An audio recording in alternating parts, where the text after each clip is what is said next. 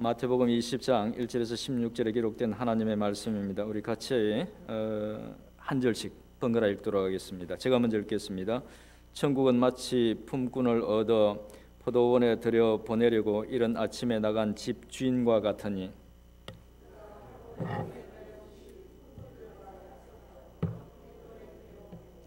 또 제3시에 나가보니 장터에 놀고 서 있는 사람들이 또 있는지라.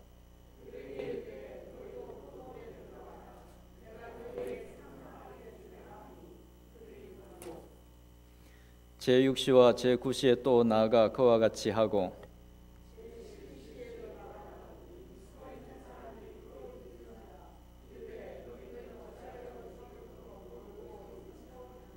이르되 우리를 품꾼으로 쓰는 이가 없음이니이다. 이르되 너희도 포도원에 들어가라 하니라.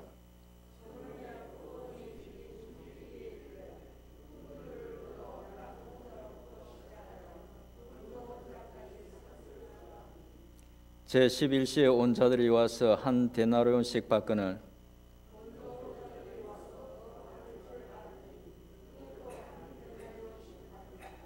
받은 후 집주인을 원망하여 이르되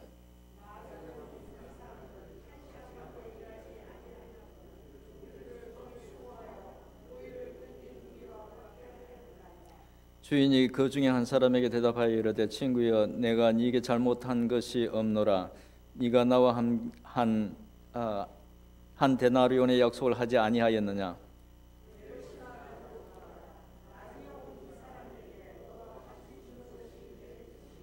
내 것을 가지고 내 뜻대로 할 것이 아니냐. 내가 선함으로 네가 악하게 보느냐. 이와 같이 나중된 자로서 먼저 되고 먼저 된 자로서 나중되리라. 아멘. 오늘 말씀은 아마 많이 들어서 아주 익숙한 그런 말씀일 것입니다. 익숙한 내용이지만 우선 내용을 간단하게 정리해서 말씀드리겠습니다. 예수님께서 둘러앉은 제자들에게 포도원 품꾼의 비유의 말씀을 들려주십니다. 비유의 내용은 이런 것입니다. 어떤 포도원 주인이 이른 아침에 나가서 하루 한 데나리온씩 품꾼들과 이렇게 약속을 하고 한 무리의 사람들을 포도원으로 이렇게 들여보내서 일을 시킵니다. 제3시에 나가보니까 장터에 놀고 있는 사람이 있어서 그들에게도 상당하게, 그러니까 같은 이미 3시간 앞에서 일하는 사람이 있지만 그 사람들과 같은 품삯을 하루 품삯을 주겠다고 약속하고 또 포도원으로 들여보냅니다. 제9시에도 6시에도 9시에도 그렇게 합니다. 제11시에도 사람들이 나가보니까 있어서 이번에는 그들에게 묻습니다.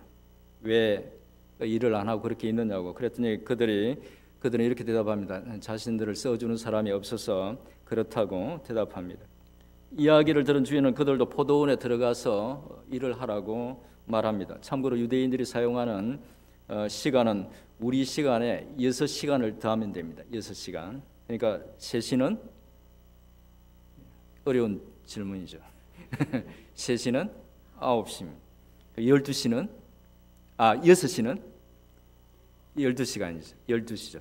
6시는 12시.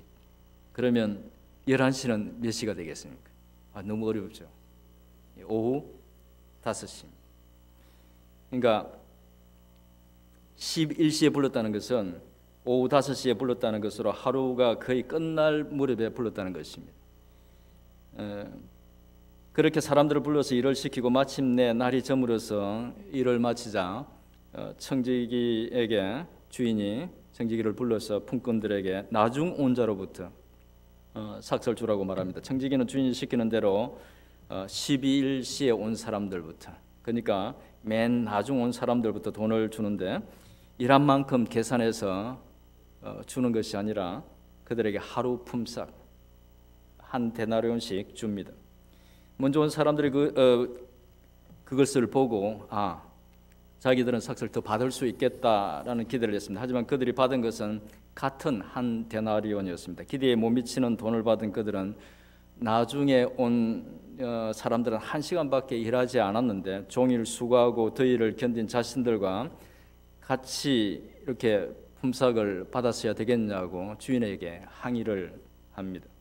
주인은 항해하는 사람들에게 자신이 잘못한 것이 없다고 말합니다. 이유는 첫째, 일찍 와서 일한 사람들에게 한 데나리온 주기로 했는데 그 한 데나리온을 줬다는 겁니다.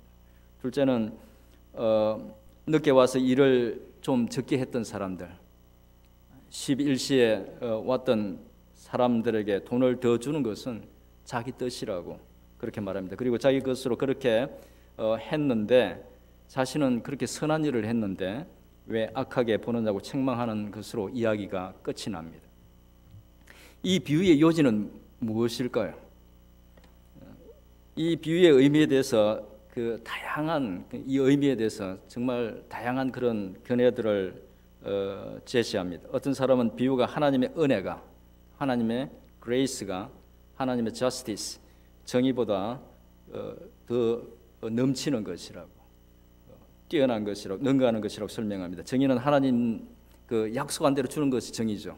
그런데 하나님의 은혜는 약속한 것 이상을 지급한다. 그런 의미로 이 비유를 이해합니다. 어떤 사람들은 이 비유가 하나님이 주시는 구원의 은혜는 사람의 능력이나 어떤 실력, 자격에 있는 것이 아니라 오로지 하나님의 일방적인 은혜라는 것과 또 구원은 모든 사람에게 동일하게 주어지는 은혜라는 것을 강조하는 것이라고 그렇게 설명합니다. 어떤 사람들은 먼저 온 사람들은 바리새인들이고 나중 온 사람들은 죄인들, 창기들, 세리들, 또 이방인들이라고 설명합니다. 또 어떤 사람들은 천국이 우리 가운데 임해서 그 하나님의 일방적인 선택에 의해서 어떤 사람들은 인생의 그 이런 시점에 부름을 받고 어떤 사람들은 나중에 부름을 받는다는 그런 의미로 설명하기도 합니다. 한 가지 비유를 두고 정말 다양한 그런 해석들을 하고 있는 것입니다.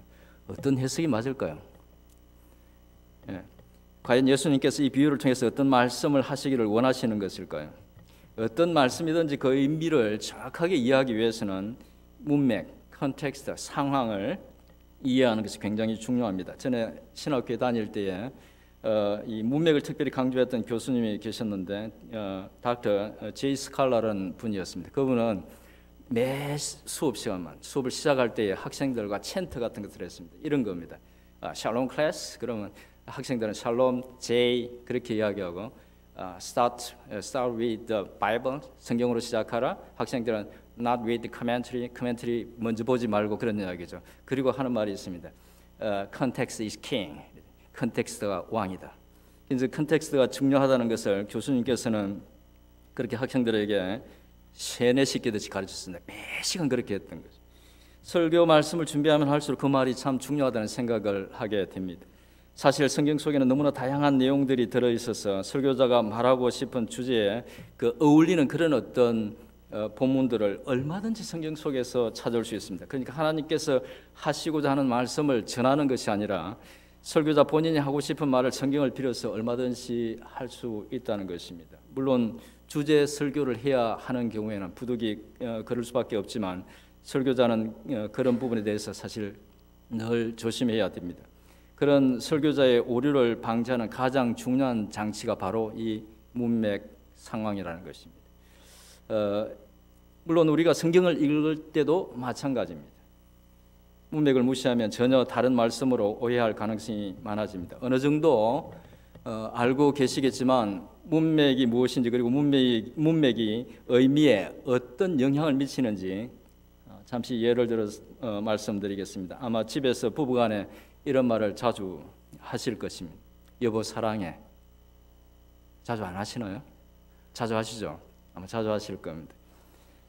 문맥이 전혀 없는 상황에서 이해하자면 이 말은 그냥 배우자를 사랑한다는 겁니다. 남편은 아내를, 아내는 남편을 사랑한다는 그런 말이죠.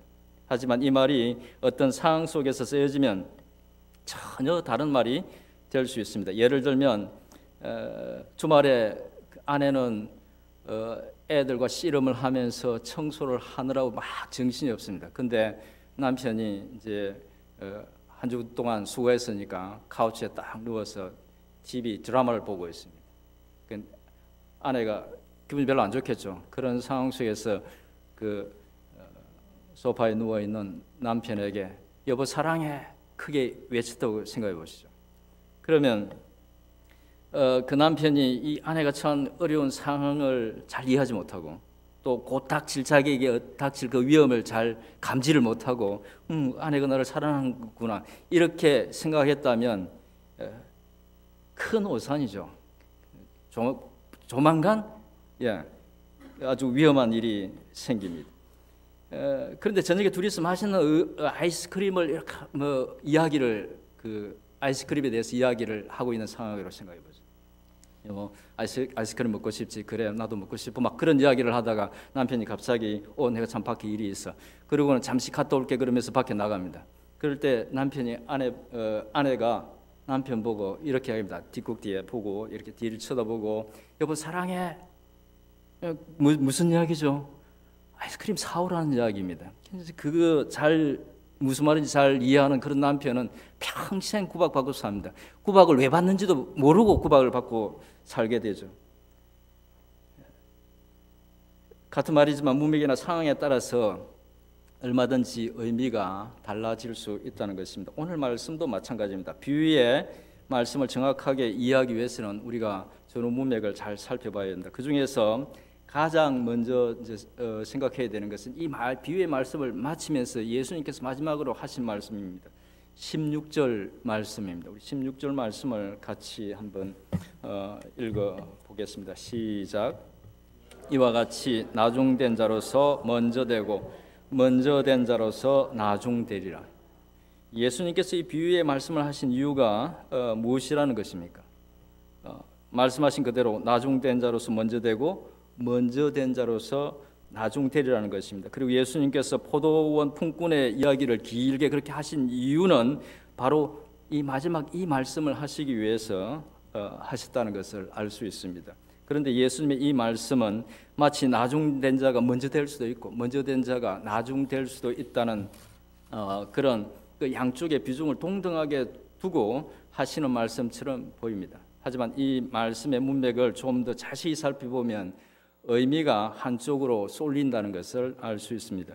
이제 이 말씀의 문맥 상황을 좀 더 자세히 보면서 정확히 무엇을 말씀하시기를 원하시는지 한번 살펴보겠습니다. 이 말씀의 발단은 19장 27절 베드로의 질문 때문입니다.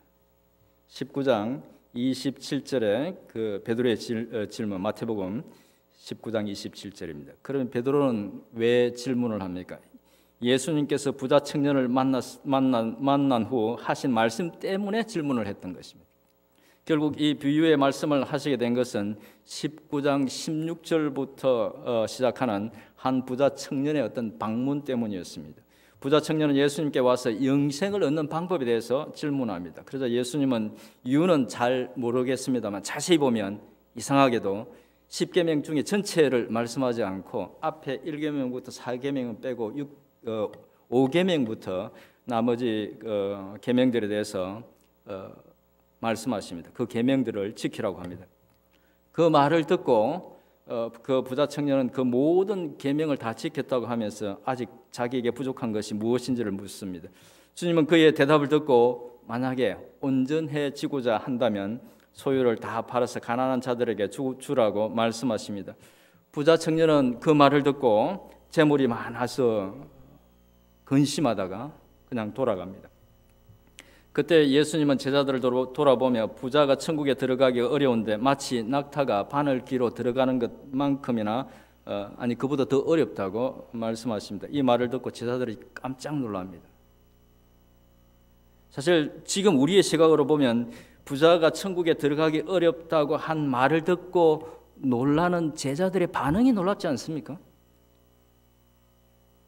저는 좀 되게 놀라웠습니다. 왜냐하면 너무나 당연한 말씀인데 왜 제자들이 그 말을 듣고 놀랐을까? 그런데 제자들이 왜 그렇게 반응했을까요? 그 이유는 당시에 부자에 대한 어떤 이해가 요즘의 어떤 그런 이해, 요즘 부자에 대한 어떤 그런 이해와 좀 달랐기 때문입니다. 당시 부자는 하나님의 뜻을 잘 행해서 하나님의 마음에 드는 사람들이었고 그래서 하나님의 축복을 받은 사람이었고 만약에 사람들이 천국에 들어간다면 그들이 우선적인 사람이라고 생각했던 것이죠. 그런데 예수님은 그들의 생각과는 전혀 다른 말씀을 하신 것입니다.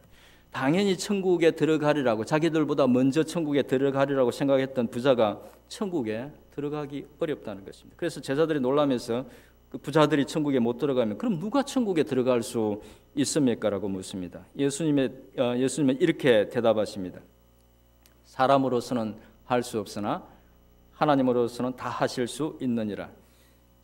이 말씀은 다소 좀 생뚱맞은 그런 대답처럼 들리지만, 이 말씀은 사람은 어떤 방법, 어떤 수단을 동원해도 천국에 들어갈 수 없지만 그 하나님께서는 그것을 가능하게 하실 수 있다는 것입니다. 좀 더 구체적으로 말씀드리면 천국은 율법을 지킨다거나 부유하다고 들어갈 수 있는 것이 아니라 오직 하나님의 능력으로만, 하나님의 은혜로만 들어갈 수 있다는 말입니다. 부자 청년이 생각하고 있는 것처럼 어떤 것을 행해서 공로를 쌓아서 갈 수 있는 곳이 아니라는 것입니다.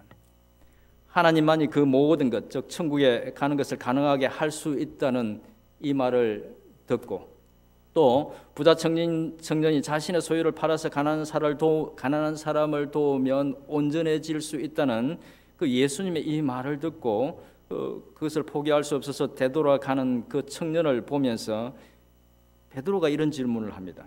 그러면 주님, 저희들은 저 부자 가는과 달리, 사실 이 말은 없지만 내용상, 의미상, 문맥상으로 보면 그런 말입니다. 저희들은 저 부자 가는과는 달리 모든 것을 버리고 포기하고 주님을 따랐는데 그러면 장차 어떤 상을 얻을 수 있습니까?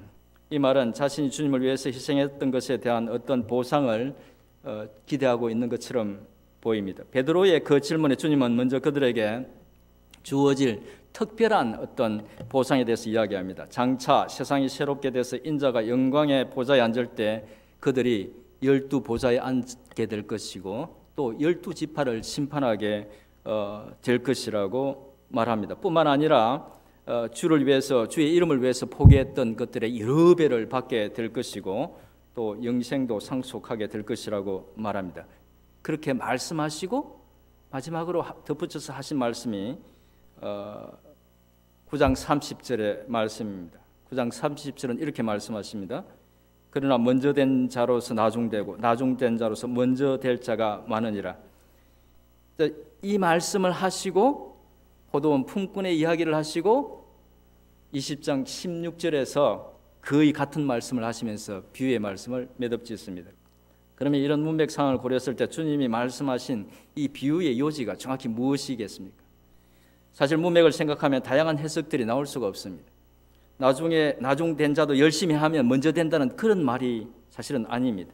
비유의 요지는 바로 이것입니다. 포도원 주인이 불러서 이른 아침부터 일했던 품꾼들처럼 일찍부터 주님을 따랐던, 주님을 위해서 일했던 그들에게 그런 보상이, 그런 귀한 그런 축복, 그런 보상이 예비되어 있지만 자칫 잘못하면 11시에 겨우 포도원에 들어온 사람보다 못할 수 있다는 것입니다.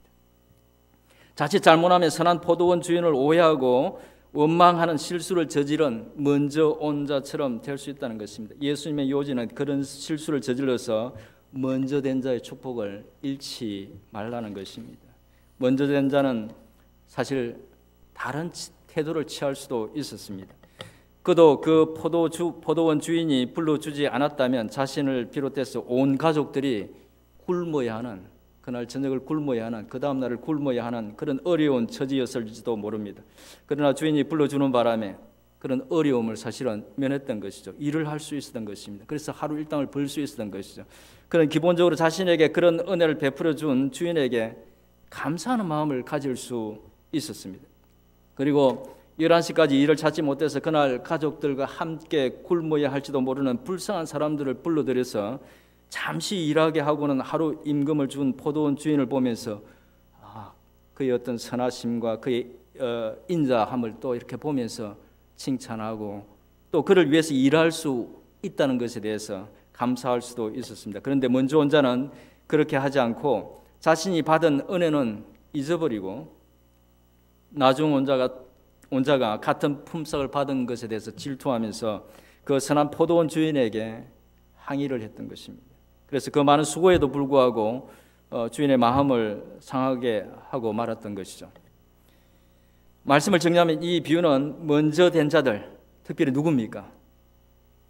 베드로처럼 그렇게 주님 앞에서 지금 막 주님을 위해서 열심히 일을 했던 바로 그 제자들에 대한 주님의 주의고 경고였던 것입니다. 먼저 얻게 된 그 놀라운 어떤 그런 축복들, 약속된 축복들, 그런 것들을 잃지 말라는, 이 말씀은 어떤 면에서 보면 신앙생활을 잘 알고 있는 사람들을 주님께서 염려하시면서 그들이 실족하지 않도록 하기 위해서 주신 그런 은혜의 말씀인 것입니다. 그러면 주님의 제자들이 계속 먼저 된 자로서 나중된 자가 되지 않기 위해서 어떻게 해야 될까요? 어떻게 하면 우리에게 주신 은혜를 쏟지 않고 끝까지 잘 지킬 수 있을까요? 우리는 비유 속에서 세 가지 답을 찾을 수 있을 것 같습니다. 첫 번째 답은 비유의 내용으로 말씀드리자면, 받은 것을 다른 사람과 이렇게 서로 비교하지 말고 바로 그렇게 은혜를 베풀고 착한 일을 하는 그 선한 주인의 선함을 바라보는 것입니다. 우리는 지금 우리의 어떤 신앙생활을 적용해서 이해하자면 그것은 하나님의 선하심과 위대하심을 늘 그렇게 바라보는 것이라고 할 수 있을 것 같습니다. 그렇게 그가 우리 자신뿐만 아니라 모든 인생들에게 베푸신 그 은혜의 풍성함, 인자함을 바라보면 그 하나님이 우리 하늘 아버지라는 사실에 오히려 감사하게 될 것입니다. 둘째 방법은 먼저 왔던 사람도 한 데나리온이 간절히 필요했던 것처럼 나도 역시 하나님의 은혜가 간절히 필요했던 사람이었다는 것을 기억하는 것입니다. 다른 말로 하면 우리 자신도 하나님의 은혜와 긍휼이 아니었더라면 그런 소망이 없는 사람이었다는 것, 그 사실을 기억하는 것이라는 것입니다. 하나님께서는 그런 우리에게 은혜를 거절하지 않으시고 그 은혜의 손을 내미셨다는 것입니다. 그것을 기억하면 우리는 결코 하나님께 불평할 수 없는 것이죠. 셋째는 11시에 겨우 포도원에 들어가서 고작 1시간 일했는데 한 데나리온이나 받은 사람처럼 바로 은혜를 덧입은 자로서 그런 마음을 가지고 사는 것입니다. 아마도 사도 바울이 그런 마음을 가졌던 것 같습니다. 빌립보서 3장 10절에서 14절의 말씀을 우리 같이 한번 찾아보겠습니다. 빌립보서 3장 10절에서 14절의 말씀입니다. 우리 같이 한 목소리로 읽어보죠. 시작. 내가 그리스도와 그 부활의 권능과 그 고난의 참여함을 알고자 하여 그의 죽으심을 본받아 어떻게 해서든지 죽은 자 가운데서 부활에 이르려 하노니 내가 이미 얻었다 함도 아니요 온전히 이루었다 함도 아니라 오직 내가 그리스도 예수께 잡힌 바 된 그것을 잡으려고 달려가노라.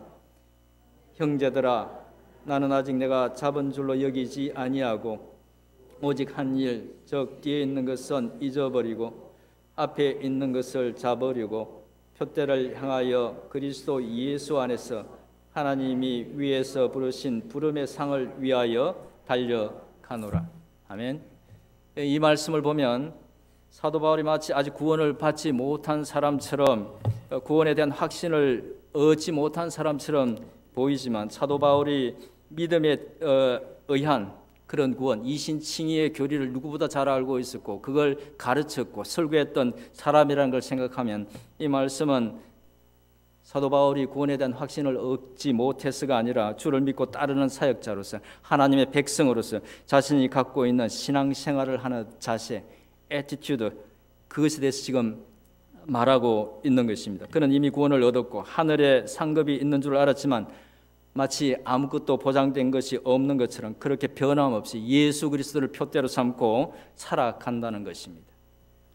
이 말씀 외에도 사도 바울이 11시에 포도원에 불려온 사람처럼 그렇게 큰 은혜를 덧입은 사람처럼 주님 앞에서 행했다고 볼 수 있는, 또 그런 마음을 가졌다고 볼 수 있는 말씀들이 참 많이 있습니다. 그는 스스로를 일컬어서 만삭되지 못한 자 같은 잘하고 그 스스로를 말했고, 또 그런 적 선줄로 생각하는 자는 넘어질까 조심하라고 다른 사람들에게 또 권면도 하고 자신도 그렇게 살았던 것입니다. 이제 말씀을 마무리하겠습니다. 사실 오늘 말씀을 이렇게 정한 이유는 우리가 지금 계속해서 성경 말씀을 읽고 있고 또 많은 설교들 말씀들을 듣고 있는데, 자칫 잘못하면은 성경이 말씀하고자 하는 그 말씀대로 이해하는 것이 아니라 성경이 말씀하고 있지 않는, 오히려 내가 원하는 어떤 그런 형태로 말씀을 오해할 수 있다는 겁니다. 그리고 다른 어떤 그런 성경이 말씀하고 있지 않는 그런 어떤 메시지를 들을 때에 쉽게 그런 분별력이 생기지 않죠. 늘 그런 말씀이 주어지는 그런 문맥들을 고려하면 그런 오류들을 줄일 수 있고 잘못된 그런 메시지들을 분별해 낼 수 있기 때문에 제가 오늘 이 말씀을 좀 드렸습니다. 오늘 본문의 메시지의 초점은 이겁니다. 예수님께서 먼저 주의 나라와 복음을 위해서 수고한 제자들이 자칫 이 비유 속에 먼저 된 자들과 같이 그렇게 주인을 오해하고 또 자칫 그렇게 실수함으로 하나님으로부터 받은 약속된 그런 은혜들을 쏟지 말라고 그렇게 주님께서 교훈하신 것입니다. 이 교훈을 기억하면서 사도 바울처럼 표대를 향해서 나아가는 그런 우리 모두가 될 수 있기를 진심으로 소원합니다.